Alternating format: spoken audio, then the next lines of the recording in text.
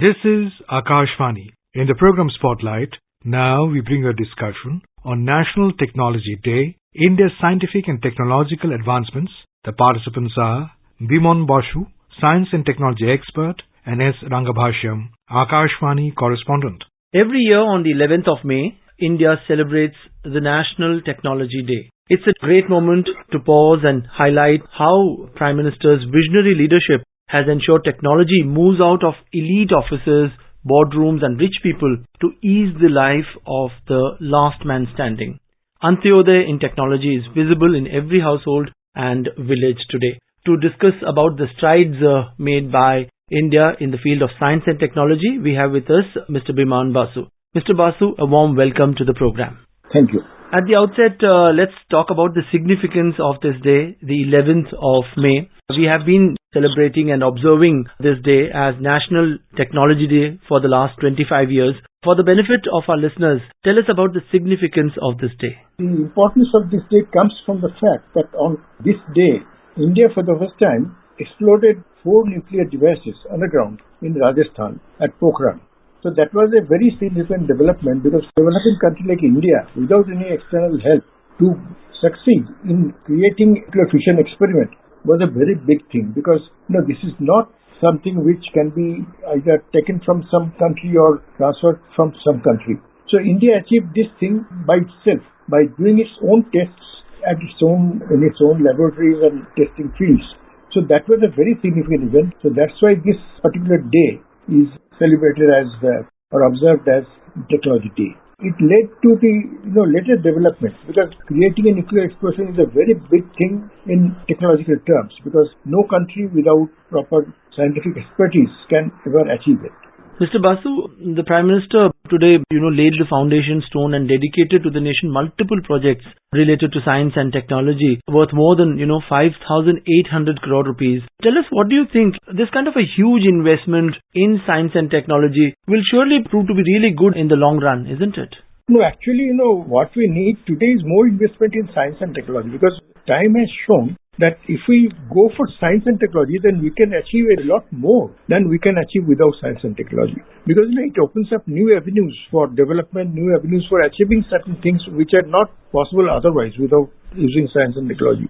So that's why government has taken the stand that we give more importance to science and technology and we depend more on science and technology and the developments in those areas to achieve what we want to achieve. And that has really shown remarkable results in the past maybe many years.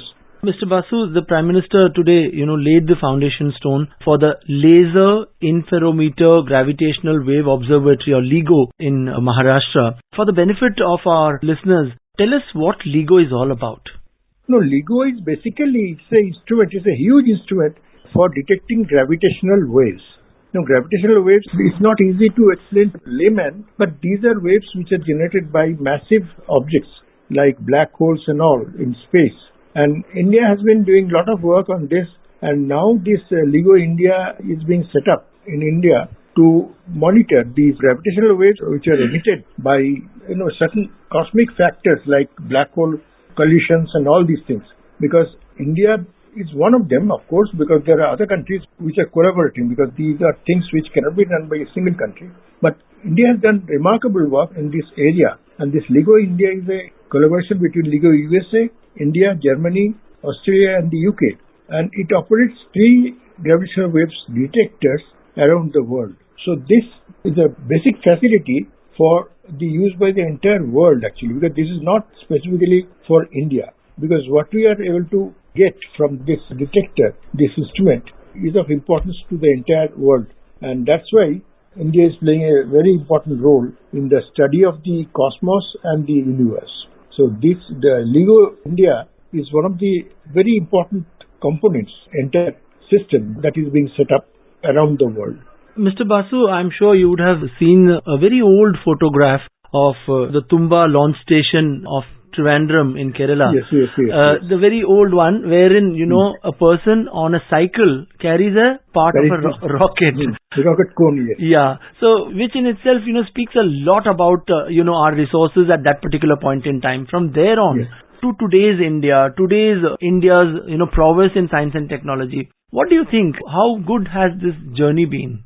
See, if you look at India's development, it's a very interesting one. In many software or other computer countries, the basic workers are Indians actually, because somehow Indians are more able to understand some of the basic things that they work with, and they do it very well.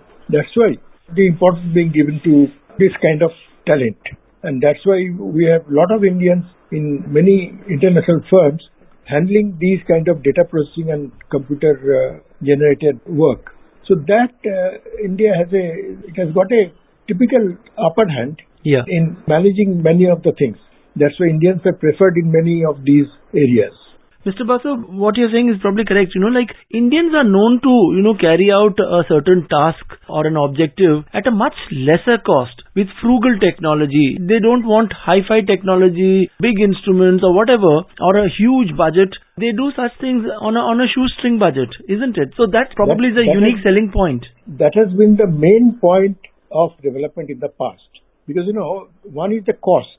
You see, Indians can do lots of things at a much less cost than many of the developed countries. In fact, the first Mars mission that India did cost much less, I think, one of the satellites that the USA sent. That way, Indian system works at a much lower cost than many of the developed countries they do. Mr. Basu, you have been, following this particular sector of science and technology very closely for many decades now. I want to put this question to you that as a layperson, as a common citizen of this country, we often see images of, some new invention or a new discovery by a college or a institute of national level in our country. But, those new inventions or discoveries don't go on to get commercialized and they don't see the light of the day. Why is that?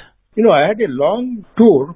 In fact, I traveled throughout India visiting many of the universities and institutes doing research. And what I found was that many of the institutes and research institutions, but the problem is that there is nobody to publicize them or to commercialize them. So that is one problem that even today many of the Indian research institutions face. Yeah, don't you think there should be, a greater linkage between industry and the research institutions so that they are, all these new inventions and discoveries are commercialized very soon and the benefit goes actually to the people? No, actually it has started happening. There are groups which are actually busy doing this because, I traveled all through the country and I have traveled maybe 50, 60 institutions and I have seen the kind of work they have been doing and the benefit they could bring to the country if they were commercialized. But the problem of commercialization is a difficult one because, somebody has to take the technology and spend money on it to develop it further and then to commercialize it. It cannot just become a commercial success by itself. So that is a key problem in many of the technologies which are being developed in many of our institutions but are not commercialized. So that needs thorough look at. Mr. Basu, let's talk about the international perception. You have been to other countries and you have interacted with, scientists from other countries about India's image as a scientific society. What would you say, long years back, we were seen, once a British commentator said that India is a country of tantrics and snake charmers. From that kind of an image, haven't we moved on in the last so many decades that today we are known as a modern scientific society, dynamic society? No, India is now considered as a scientific country. In fact, many other countries are coming to us for help. In the sense, the kind of talent that we have, many of the developed nations or advanced countries, they don't have. So they have to come to us for getting their work done. And that way, India is getting lots of such activities being given to them for getting them activated or getting them work. So that way, India is now at a very top level because many foreign commercial firms, they know that if they get anything tested in India, then they have no risk in further commercializing those things. So that way, India is getting lots of such sort of testing activities or new technology that are being developed elsewhere being tested here. Mr. Basu, let's also talk about, transfer of technology. Obviously, in commercial arena, it is done with great effort, but there are certain areas and sectors, especially say, for example, defense or the space sector, where, transfer of technology is not easy and other countries are not ready to share their technology with us. So we need to, develop such technologies indigenously, isn't it? No, actually, if you look at it, India has done very well in developing its own technology. For instance, today, 11th May is celebrated as Technology Day. That is because it was for the first time 4 underground nuclear explosions were conducted at Pokhran in 2018. So that is a remarkable achievement for a developing country like India without any outside assistance. Because a nuclear device, designing a nuclear device that will work is something which cannot be done by low-grade knowledge. So that India has done and shown that India can do something which the developed countries can do. And that is a big point in India's claiming itself to be technologically advanced. In fact, many of the commercial firms who are dealing with technologies for marketing, they are now coming to India for commercialization. They are asking India to make them viable commercially and make them marketable commercially. So that is also there because the capacity of Indians to commercialize and to market things is also there. That is being recognized. Yeah, Mr. Basu, before we wind up this wonderful discussion, I want to know your perspective about India's future in the science and technologies arena. How do you see India in the next 5 to 10 years as far as science and technology is concerned? See, as far as science and technology is concerned, definitely the Indian brain power is very strong because, even in foreign companies, you will find lots of Indians there in the top positions. That is there. But, India's problem is its own population, the poverty. So these things need to be overcome and need to be removed before we can make use of our capacity of technology to be used for really positive, effect for the country. And that will take some time because, it is happening now and it's happening quite well. In many areas, we find that the outdated technologies or outdated methods are being discarded and new technologies are being accepted. So this will take some time, but it will happen. Because, when people see the gain by getting into modern technology, they will go for it. And that is the thing that needs to be done. And people need to understand that new technology, new knowledge is something which they will always profit from. It will always help them in doing their work, in getting some profit out of what they market and all. So that is happening and it is happening quite fast because, one thing is digital world has changed a lot in sort of propagating these things. Because today, even in a village, they can use a mobile phone for marketing. They are doing it now. And it's a real story that even the poor Indian, poor means not very rich Indian, they are now using modern technology like mobile phones and all for doing commercial work. And that is a very big thing because, if the whole country changes over to using these technologies, then the country will change as a whole. Yeah. And that is happening already because today you find mobile phone in even the poorest person's house. And when they have a mobile phone, they can do lots of things which they couldn't do without a mobile phone. That is a very positive development. On that optimistic note, let's wind up this discussion. Mr. Biman Basu, thank you so much for joining us on this program. Thank you. You were listening to a discussion on National Technology Day, India's scientific and technological advancements. The participants were Biman Basu, science and technology expert, and S. Rangabhashyam, Akashvani correspondent. This program was produced and presented by the News Services Division of Akashvani. You can listen to it on a mobile app, News on AIR. This program is also available on our YouTube channel, News on AIR Official.